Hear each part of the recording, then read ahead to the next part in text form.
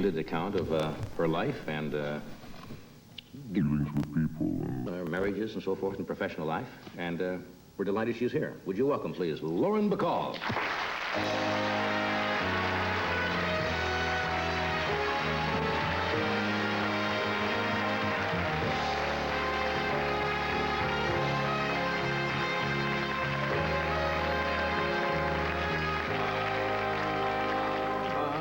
Hey, it's nice to see you again. It's lovely to see you, John. It's the first time It's we've... been a year. Has it been a whole year since you were Haven't here? you missed me? I have, and you know this now, 1980. How much? 1980.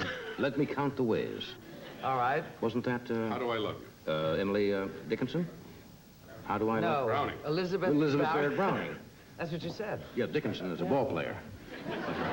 But a good ball. But a good ball. No, I was thinking of Emily Dickinson. And she didn't say, how do I love you? Let me count the ways. Do you know that at all? Do you honestly think that I'm going to try to pretend that I know it? Do you know it at all? I knew when I was in school. Oh, well, you want to go back to school and we'll both... Not really. I had to get up and... Were you good in school? Let's go. Let's start at school. Were you a good... When you were in school, any level, did you love school? Did you hate it? Did you... or did you... I didn't love it. I rather hated it. Yeah. I was vamping till ready. I wanted to get out like everyone else, you know. Yeah. I wrote a few notes to the superintendent of the school and the teachers, just saying that I was ill and that I wouldn't be there today, you know. You actually... Forged my mother's signature, Did you do that? And I got caught. Did you really do that? Yes, I did it, and I got caught. And I walked in the park, or I went to see a Betty Davis movie. I mean, I did all of the things that you know kids are going to do. Now, you've talked so much about your book. The people, you've been interviewed about this. I find it tough to ask you something new about it. Why don't you tell me something, just privately, that you didn't Privately, put... In front of our audience. Oh, yes. That you didn't put in the book. Oh, sure. Oh, why? Oh, Just, of course. No, Of course. everybody can read the book and find out. Tell me something that That's you not don't in have to it. tell me exactly what it is. Oh, but something really? you were going to put in the book and then said, I better not put that in the book. Well, if it's not exactly, I won't tell you. Well, was there anything that you thought second thoughts about, that you wanted to say? Because if I wrote a book now, there would be certain things that I would be reluctant to talk about. Would there ever? For various reasons, because some of the people are still around that you've known and maybe even been married to. And that you wouldn't want to But I have divulge that, that. I know, see. but I mean, you say some very private things. I do, and I talked to Jason Robards. Right, whom you were married to. I was married. I talked to him. I told him I was going to write the book, and I said that I was going to write, you know, about us. Did you think it was up a to a point. fair treatment? And beforehand he said, listen, you do whatever you have to do. I mean, Jason is that kind of man. He's a sensational man, and Right. I really love him a lot. And we're such terrific friends that if we'd only gotten along this well 10 years ago, everything would have been different. Right. However, he received it well, and I sent him. You know, he got the first Bound Galley. After the That's the before it's children, published, right. Before it's published, went to Jason. Did he call you and say, hey, buddy, Yeah, and he was pleased about it, and he accepted it. He was terrific about it. There's only one person that's not crazy about being in it, and I know you don't know who that is, but... Would that be Sinatra? Yes, it would be. He was a little unhappy about it, huh? I gather. I mean, he has never said that to me, and when you asked me if I would have left anything out or if I had second thoughts, I had second thoughts and third and fourth and fifth thoughts while I was writing it, but if there'd been any way to eliminate Frank from that section of my life, I would have. But it was part of your life. But I couldn't because it changed my life. Right. And it was a turning point. I mean, you can't, if you're going to write an autobiography, you can't eliminate important moments and important people. And he was important for positive as well as negative reasons. Can I ask you a question that I think maybe somebody has asked you, maybe they haven't? If Humphrey Bogart, your first husband, were alive, do you think he would like the book? Did anybody ever ask you that question? I just wonder what his reaction would be. Well, John, that kind of question always, of course, throws me because how do you ever know what anyone's reaction would be? Right. I think that certainly in the context of the kind of man Bogey was and the life that he led, and knowing the kind of woman I am and life I've led, I think he would have approved because it's an honest book. Yeah. And he was an honest man, and I don't know. I mean, he would never have written one about himself, I don't think. I would like to have known him. And I don't know why. I know why, because from what I've talking with you and his other friends. He seemed like an honest, he was a thoroughly professional actor. Yeah, and totally straightforward. And totally independent, and I kind of like that, and I never had a chance to meet him. But now you were both very independent, two personalities. You know, Yes. A lot of people must have said, and he was, what, 20 years? 25. 25 years old? Yeah, a lot. A lot of people must have said, well, Betty, you're going to marry Humphrey Bogart, because his marriage before had been rather tempestuous, to say the least, right? 3 marriages before. And Absolutely. really rocking, Absolutely. socking, one of them. Right? Yes, yes, and I was lucky that I was not on the receiving end. And you were Yes. a young lady, very independent. Didn't people try to tout you off of that? Well, I mean, my mother and my family certainly were against it before they knew him. Yeah. No, people that knew Bogey, of course, Howard Hawks was not in favor of it because he wanted to keep me his creation. He's the one actually who discovered you, right? And, well, Slim actually did, his wife. His wife, that's right. Did, and then... That's when you were modeling, you saw the picture. Yeah. Right. And, of course, I mean, when you look at the statistics of a man who's been married 3 times and is 25 years your senior, you say, well, how can it possibly work? But it could possibly work because you are a specific human being. Yeah. And because the 2 of us just happen to go together. Yeah, It wouldn't always work, but I don't think there are any rules about relationships, you know. That's the trouble with trying to make generalized statements about that. Yeah, because you can't. That's why my next husband's going to be 12 and a half.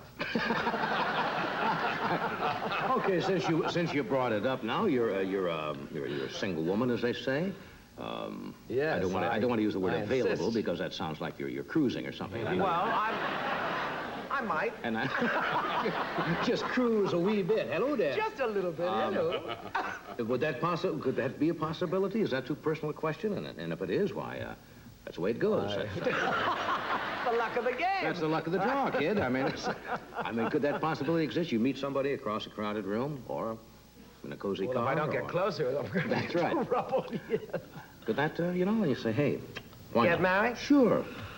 Well, I might, but I don't really see why anymore. I mean, I don't feel the need to. I actually I like living alone. I like a lot of aspects of it, and Yeah. I like, male company.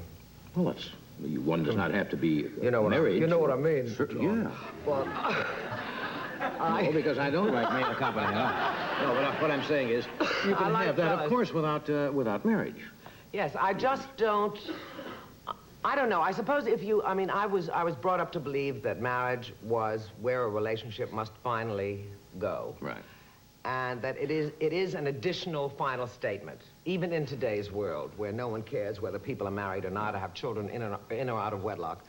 I suppose that because that was so firmly entrenched in my upbringing and my being, Right. that I probably would agree to marriage. I've never lived with a man, you see, without being married to him. Really lived with him, Yeah. because I always had children. Right. Well, I think that's But good. by myself. I say in 1989, the sequel to that book will be Still by Myself. I think so. Yeah. If you're going to make a prediction for this decade, still by This yourself. decade, I think, as I look around, John, there aren't many of you fellas available. You're all taken. Well. There's only one of him. Did I just see a light flicker when you said that? Something? Yes. Did a light go out, or? The heavens, it was the heavens. God, you were lying. God is punishing you. You went said something. You said there are not many like you, and God went. I think a light just went out somewhere. Yeah, it's a good book. It's a good book. You have to leave? It's Can you my stay? life. It's my... Is Betty going to stay with us tonight, or do you have to leave, or what? Are you got something? You want Ed to drive you to your car? I never have enough time with you, Yeah. but Anyway, it's a most interesting book. Well written, and you did this all yourself. I did it all by myself, and it's the only way to go. And I would advise you to do the same, because I think everyone has a story to tell. And I, for one, would like to know yours, John.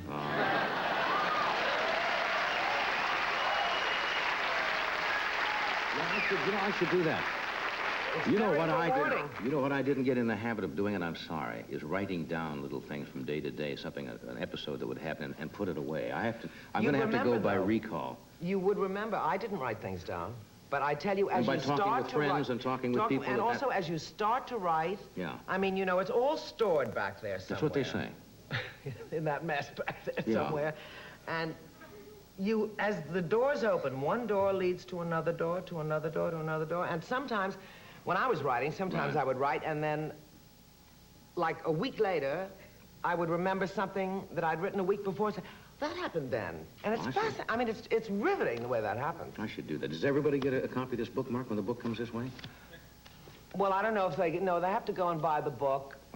But is this and then if the bookmarks are in the bookstore, then you get it for free. Hey, thanks for you don't coming have to tonight, pay Betty. for it. It's lovely to see you again. It's lovely to see you, John. Thank you. Happy New Year. Happy 39. Thank you, Betty.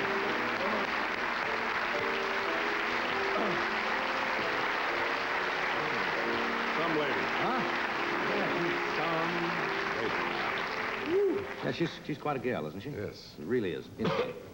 Did you see something flicker just while we were talking there? Just all of a as sudden? that pronouncement was made, a light went. Reminds me of the night, we had the earthquake some years speak ago. of that, morning, and then that night we were doing the show.